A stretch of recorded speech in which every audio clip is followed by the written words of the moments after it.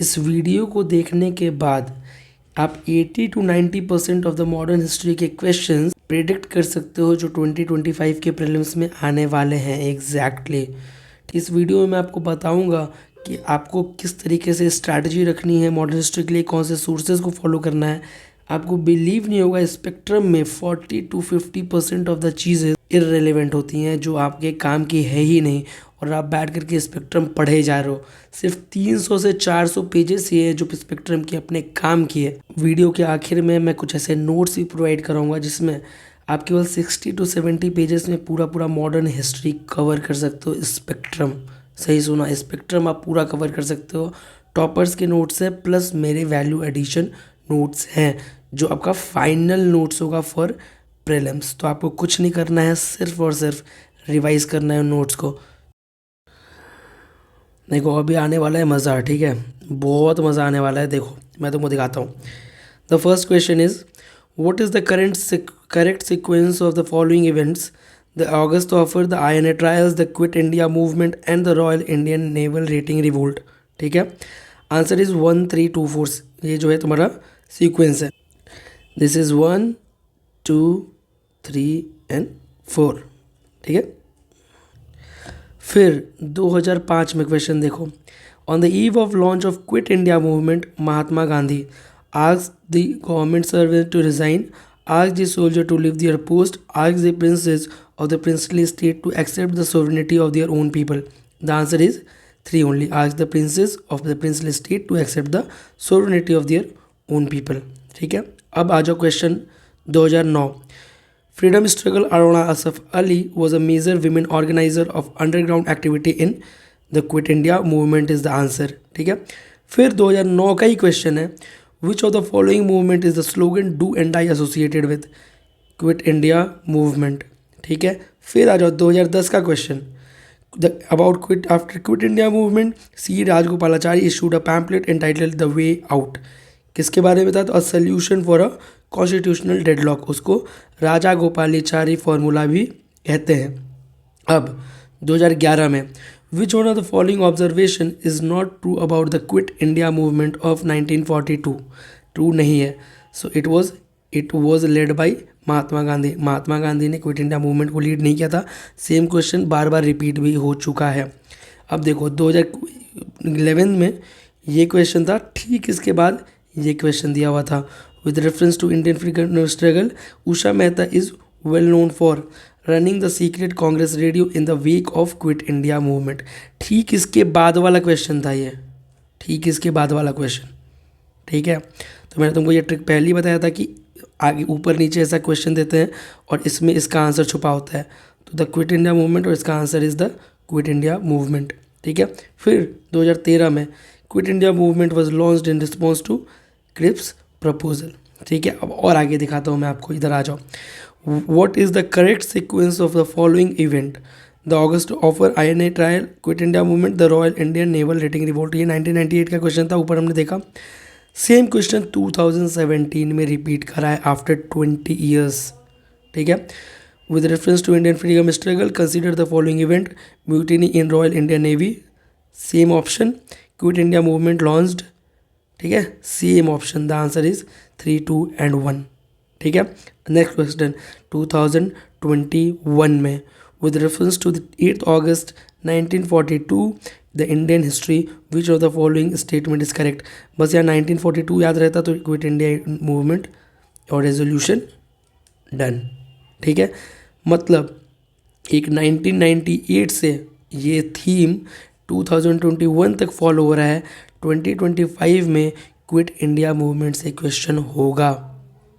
क्यों? क्योंकि quit India movement is a theme, is a important theme. देखो किस तरीके से क्विट इंडिया मूवमेंट से क्वेश्चन बार बार रिपीट हुए हैं, बार बार रिपीट हुए हैं।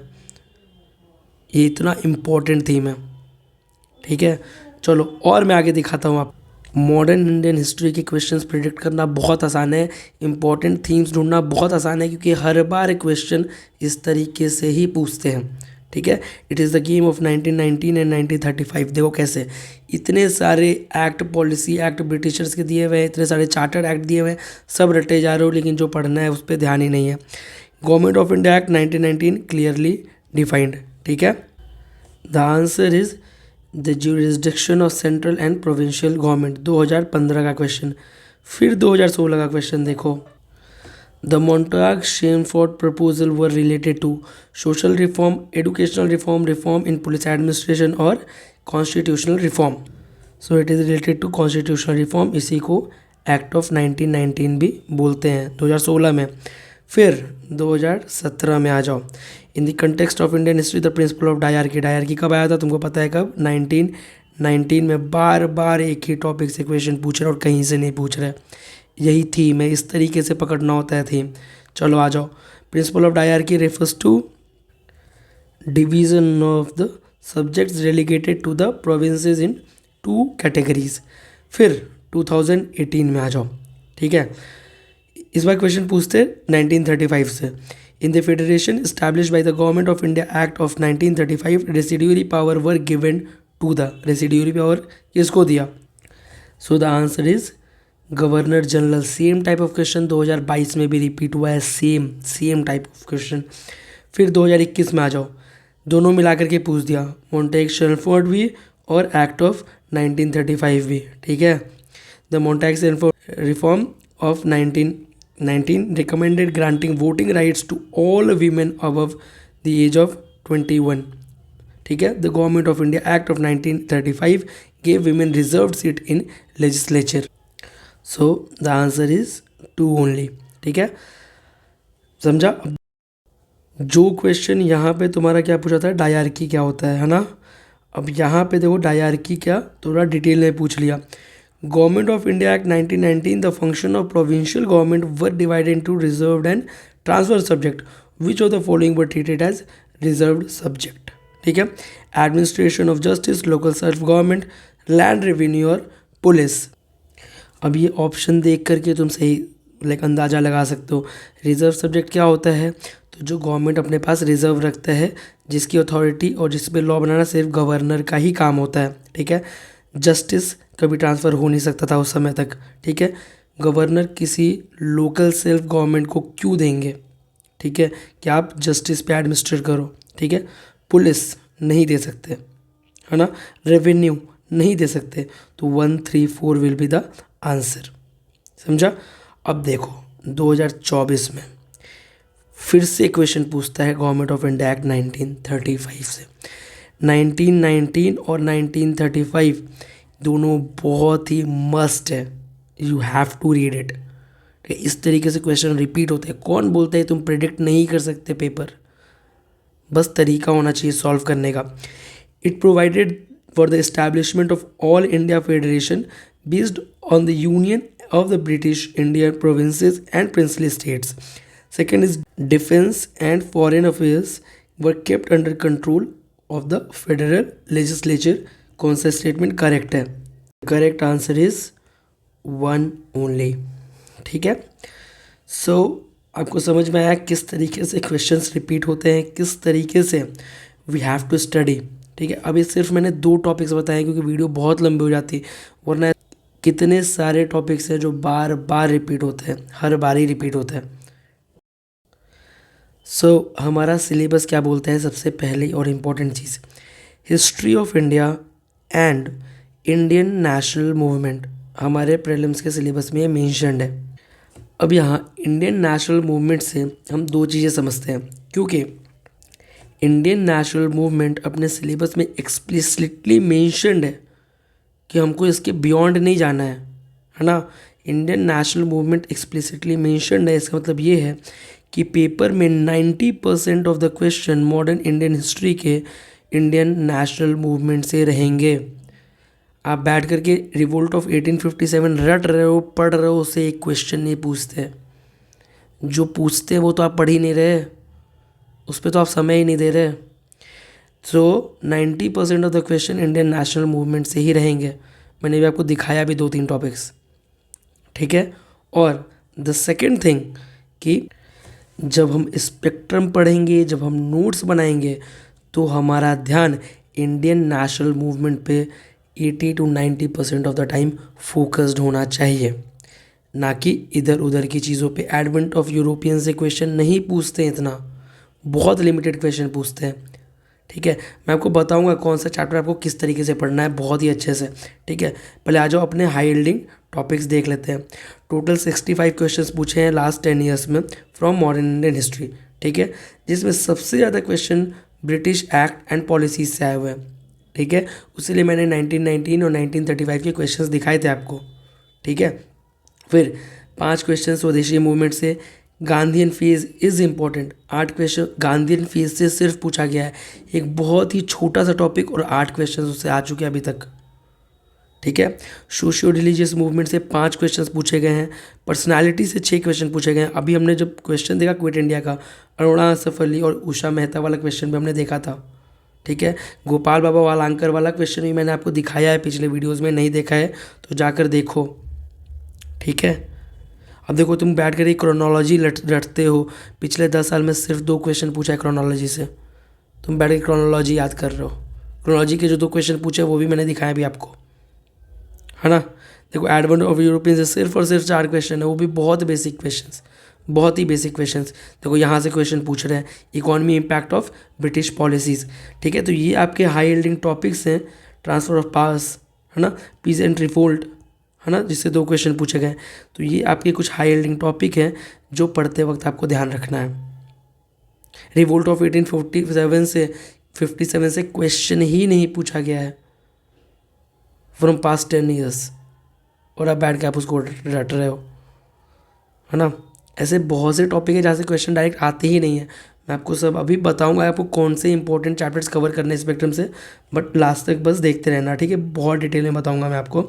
देखो अभी क्या टोटल 65 क्वेश्चंस में से 26 क्वेश्चंस इजी रहते हैं इसमें मॉडर्न हिस्ट्री में, 21 क्वेश्चंस मीडियम और डिफ़िकल्ट क्वेश्चन 18। आप 18 चलो डिफ़िकल्ट को अगर छोड़ भी दो फिर भी आपके पास अच्छा खासा एज है। इट इज़ 47 क्वेश्चंस, है ना। तो मॉडर्न हिस्ट्री डूएबल है बहुत ही आराम से। ठीक है, कुछ बेसिक ऑब्जर्वेशन है हमारे मॉडर्न हिस्ट्री क्वेश्चंस को लेकर के। पहला क्या कि most of the questions in modern history have come from static and standard sources, मतलब ज़्यादातर क्वेश्चंस डायरेक्टली स्पेक्ट्रम से पूछे गए हैं, डायरेक्टली स्पेक्ट्रम से। The topics and themes are almost on the predicted lines, मतलब क्या आप प्रिडिक्ट कर सकते हो। मैंने अभी बताया ना कि आप प्रिडिक्ट कर सकते हो कि क्वेश्चन कहाँ से पूछेंगे। अभी आप जान सकते हो कि क्विट इंडिया मूवमेंट से क्वेश्चन पूछेंगे, 1935 या 1919 से क्वेश्चन पूछ सकते हैं, आपको आइडिया है। तो इसीलिए क्या ज़्यादातर टॉपिक और थीम क्या होता है, प्रिडिक्टेड होते हैं। You can predict modern history questions. हो गया ना मॉडर्न हिस्ट्री आसान आपके लिए। And link with important events and news, कोई ऐसा न्यूज़ में कोई इवेंट है उससे सीधे लिंक कर दो तो तुम्हारा मॉडर्न हिस्ट्री का क्वेश्चन बन जाता है। क्वेश्चन पूछते स्टैटिक से ही हैं, बट अगर करंट अफेयर्स में कोई टॉपिक चल रहा है, जैसे क्विट इंडिया मूवमेंट को अगर लाइक 75 साल हो गए, ठीक है, तो 75 ईयर्स हो गए, तो क्विट इंडिया मूवमेंट से क्वेश्चन पूछ दिया, इस तरीके से। समझा आपको। चलो आ जाओ एक बार सोर्सेज देखते हैं पहले। ठीक है, so the sources you have to refer is Spectrum. मैं देखो कोई ऐसा यूट्यूब लेक्चर आपको नहीं सजेस्ट करूँगा, स्पेक्ट्रम मोर देन इनफ है। अब द क्वेश्चन इज़ कि आपको आखिर स्पेक्ट्रम कवर कैसे करना है। ठीक है, चलो आ जाओ मैं बताता हूँ आपको। देखो जो मैं बताऊँगा सिर्फ आपको उतना ही पढ़ना है, ये स्पेक्ट्रम का इंडेक्स है।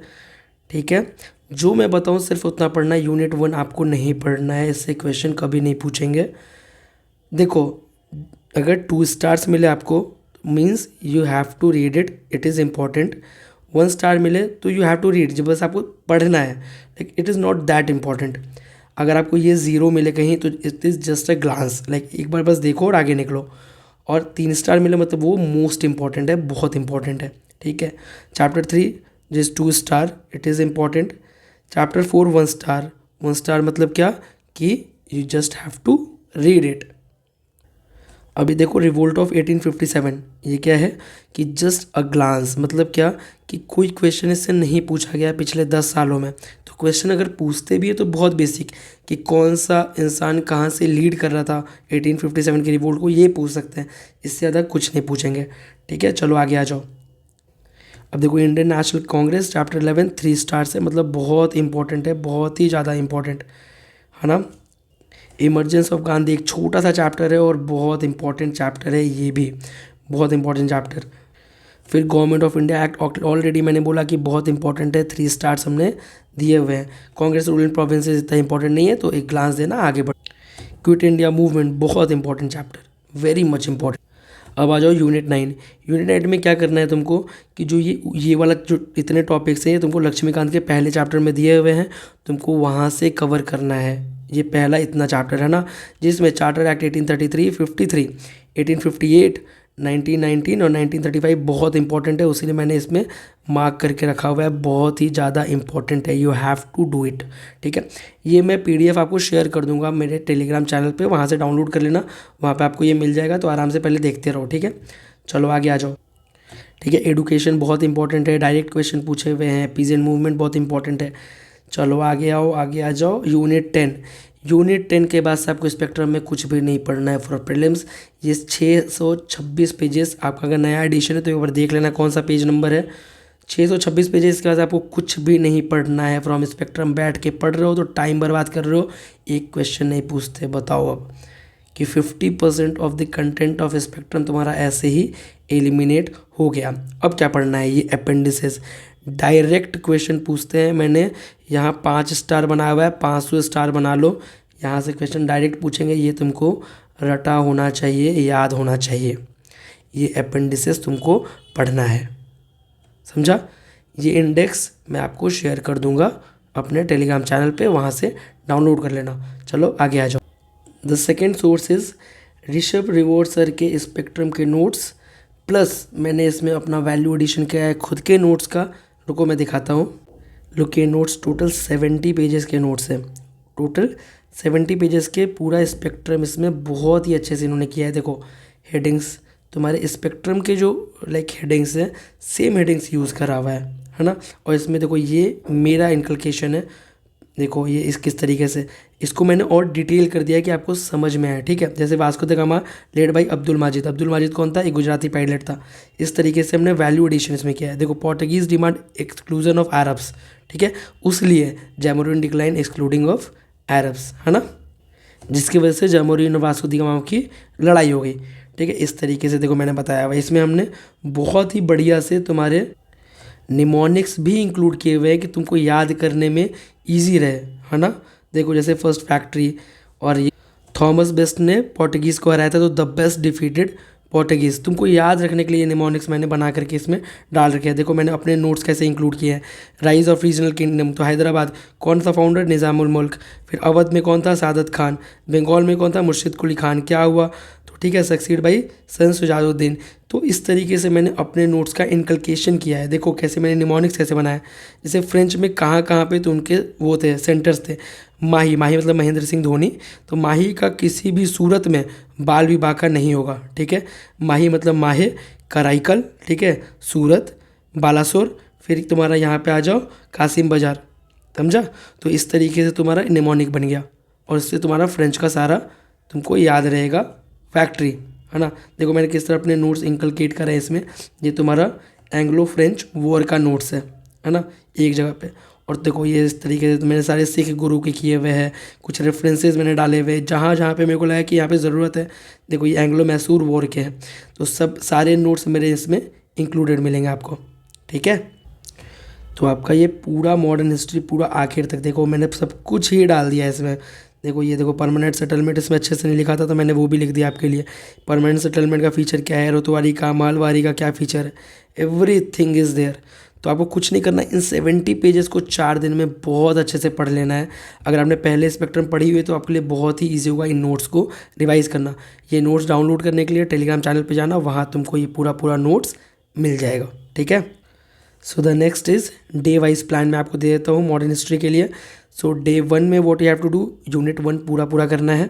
देखो ये ज़्यादा नहीं है, आपको कैसे करना है। पहले देखो हर एक यूनिट के पीछे, हर एक चैप्टर के पीछे जिस्ट दिया हुआ है, एक बार जिस्ट देखना और जल्दी जल्दी कवर करना। ठीक है, गो थ्रू करना बस, क्योंकि अपने को 5 पेजेस हैं अभी रिवाइज़ करने के लिए, है ना, तो ज़्यादा नहीं है, बहुत आराम से हो जाएगा। डे 2 में क्या करना है, यूनिट 3 एंड यूनिट 4 करना है ना। नोट से कर रहे हो ऋषभ सर के तो भी अच्छा है है ना। अगर पहले स्पेक्ट्रम कर चुके हो तो दोबारा क्यों स्पेक्ट्रम पढ़ोगे एक एक लाइन, तुम नोट से कवर कर लेना, ठीक है। डे 3 में यूनिट 5, यूनिट 6 और यूनिट 7 कवर करना है, और डे 4 लास्ट डे यूनिट 8 और यूनिट 9 करना है। और लास्ट पे जो अपेंडिसेस हैं वो भी कवर करने हैं आपको। अपेंडिसेस आप डेली डेली 10-10 15 मिनट भी देख के एक बार पढ़ते रहोगे, जब भी आपको खाली समय मिले, तो आपका ये आराम से कवर हो जाएगा। बहुत इंपॉर्टेंट है ये, ठीक है। अब जो है तुम ये डे वाइज प्लान को और पूरे स्ट्रैटेजी के PDF को मेरे टेलीग्राम चैनल पे जाना और वहाँ डाउनलोड कर लेना। तुम चाहते हो कि मैं मॉडर्न हिस्ट्री कवर कराऊँ तुम्हारा, तो मेरे को कमेंट सेक्शन में बताना, मैं मॉडर्न हिस्ट्री कवर करा दूंगा, ठीक है। पूरे हाई यील्डिंग टॉपिक्स में बहुत ही अच्छे से तुम्हारे कवर करा दूंगा, पूरे मॉडर्न हिस्ट्री के, ठीक है। But you have to tell me in the comment section, ठीक है। सारे सोर्सेज जो भी ये मेंशन्ड है, ये हर कुछ तुमको मेरे टेलीग्राम चैनल पे मिल जाएगा, ऋषभ सर के नोट्स भी और मॉडर्न इंडिया स्पेक्ट्रम भी, ठीक है। लग जाओ, पढ़ाई करो, ऑल द बेस्ट।